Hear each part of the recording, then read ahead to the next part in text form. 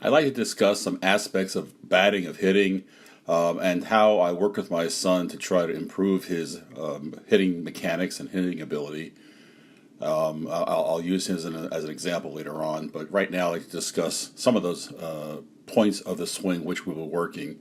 And in this picture, you can see 3 points of the swing of a major league player. On the far left is his stance, basically. What does he look like when the pitcher's just about ready to start throwing the ball? He looks a bit like he does here on the left. He has not yet taken his stride. By the time he gets to the center pitcher, which I call initiation, he has taken his stride. And you can see, for instance, that the spacing between his feet has increased. That's because he's moved forward. He's shifted his center of gravity forward. You can see a yellow dot on the left pitcher, and again, recreated in the middle pitcher, you can see how much that front forward foot has moved forward. Additionally, he's loaded back the lead arm, and the bat's more angled up over the head. And the initiation point of the swing is very critical because from here on out, from here on forward, from that center picture, the bat will be rotated. The body will be rotating the bat into contact. Movements before that, that's not the case. It's largely linear, where the body movement is forward and aft, perhaps with some inward turning of the body. But once you hit the middle picture, the initiation, from there on out, the body rotates from the ground on up. The lead heel drops, the hips turn, the shoulders turn, and the bat turns. And so there's a continuous rotation of the body and the bat into contact. So I'm going to show a few things I've done with my son to try to help him achieve a more elite style hitting technique like you see with a major leaguer. And the first thing I had him do was literally just have him work on getting at the right position at initiation. So the red arrow here is showing just a point in time, and I had my son just try to pose himself into that position, really not taking a swing, just statically locate his body, his arm, his legs, and the bat to see if he's achieving those locations and positions that major leaguers have. This is actually a lot harder than it looks. I would say that 99% of little leaguers cannot get into this position or these positions. Most high school kids also have major shortcomings. They really don't get into the right positions. And so just having a batter try to get into those positions, I think, is instrumental in having them understand what they should be doing when they're taking an actual swing. So with my son, and again, he may not be perfect, but I think what he's doing here will get the point across. He's just getting the bat and kind of standing in position, and he's looking at where his body is, where his arms are, where his bat is, how his spine angle is. He's learned over the years by what I've taught him what those good positions are. I would strongly recommend for the many positions that you really should be achieving here that you visit EnglishBeatHitting.com. He has a lot of resources there that can get into all the details. The purpose of this video is not to go into all those details, but if you are educated and know what those positions are, try to have a young player get into those positions. Try to have them hit the spots that they need to be in. This is a chance for a manager to almost get up there and pose the batter, raise the bat or pull the arm back, for instance, and have the batter then achieve the positions that he wants. Check the feet, make sure the feet are not too close together. They should be the proper distance apart and relatively parallel, as you see here.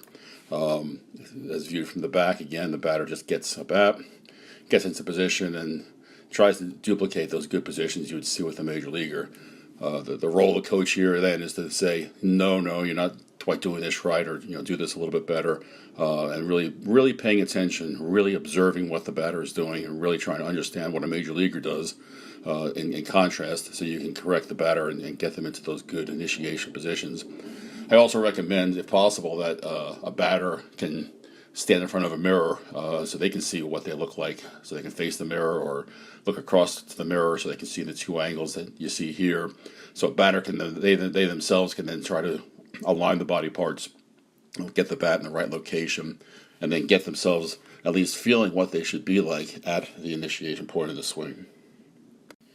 Now we're going to introduce some motion into the drills we're doing here, and what this is simulating is the beginning part of the swing, shown in red here. So, batter basically is going to get into a stance that they're comfortable with, and the stance to me is not particularly important, as long as they get themselves into the right positions at initiation. I'm usually pretty good with whatever the batter wants to be doing, but the key is that you want to have a movement from whatever stance that you feel comfortable with into a good initiation position. So again, the batter would grab a bat, and it's really good to film these swings if possible, these movements as possible, so you can look at them later. But there's not too much fast movement here, so you can be able to see with the naked eye is a batter starting out from their stance and taking a stride such that they are in good positions at initiation. You can see on the side view the same thing. The batter is kind of in stance, takes a stride, and hopefully gets themselves into pretty good positions by the time they're at initiation. And I mentioned that the starting point isn't excessively critical to me, and here I had my son start with a more narrow stance and with the bat quite a bit lower. And as he strides here, he still gets into that same position. And again, there's a bit of style that you might have with your stance, but by the time you get into initiation, you'll find that players should be at a very well-defined set of geometries. And those geometries are those that are seen with major leaguers. Again, this doesn't look overly difficult going from stance into initiation, but in fact, it's not a very easy thing to do for a player that is having troubles with getting into those good initiation points. So it takes some time. Again, in front of a mirror, if you can see yourself or a reflection of a door or a window, it can be very helpful for the player to get used to moving from the stance position into the initiation position. Next, we're going to move on to the very earliest part of the actual swing, the earliest part of the rotation. So the red hour is, again, showing the point of the swing that we're going to kind of break down and simulate here. So the batter is going to start at a good initiation position and get themselves into that position that they did in the first drill. And what I want them to do is move just for the forward portion of the swing, maybe the first 25 to 30% of the swing, simulate the motions that you should have, which is a rotation driven from the hips up through the shoulder, and you really want to make sure that the bat is very well linked to that rotation. And this can be done at a sort of a slow speed, so you can kind of get the feel for that kind of rotation. Want to make sure that lead arm stays close and tight up against the body. You don't want the bat and the arm to get ahead. You see a lot with younger kids. The arm kind of moves independently, independent arm motion, I call it, independent arm motion from the torso rotation. Sometimes, and usually, players try to push the hands forward ahead of the rotation. We really don't want that. I've used the sort of the image of as if your arm and shoulders were made out of concrete. There's no flexibility in the between those components in the early part of the swing. And from the back here, you can see again the front arm is really locked to that shoulder, or should be anyway. And you can see that the hips are driving the rotation. The lead heel is up. It's a little hard to see, but the lead heel is up. And as that front foot drops, the back heel lifts up due to the rotation of the hips. The shoulders rotate, and the bat sort of as a unit with the shoulders rotate early part of the swing. Here you can see a little close-up of the heels, of the feet. Front foot is high, and as that front foot drops, the hips rotate, and the arm is again stayed and maintained close to the chest to keep that sort of connected rotation of the shoulders to the bat and the shoulders. Here's something you can do without a bat. Hold the arms out sort of straight and lift the front heel. Again, you're kind of in position.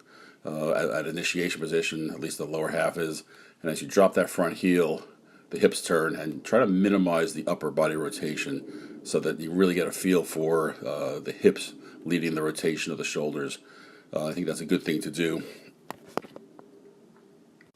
Now we're going to take some no-stride swings. Again, from the picture here, you're going to start in the middle, which is at the initiation, so you're going to get yourself in those good positions that we talked about earlier, and then from there, you're going to rotate into contact. Again, sounds easy to do, but you really want to get yourself in the right position and then simply rotate. So many kids, they get into the middle position, maybe even doing a pretty good job at that. And when the time comes time to rotate, what do? They drop the knob and then they rotate, or they lift the knob and then they rotate, or they pull the hands back and then they rotate. Really, no, you already should be loaded when you start this drill. And the idea is just to drop the front heel and rotate around the inclined spine. That's all. It's a very simple motion. If you look at major leaguers, they swing very efficiently. There's not a lot of wasted motion. There really isn't time for them to be inefficient. So again, they'll get the player in front of a tee or maybe a heavy bag and get themselves in good position. And once they're in that good position with the lead heel high, just drop the heel and turn into contact.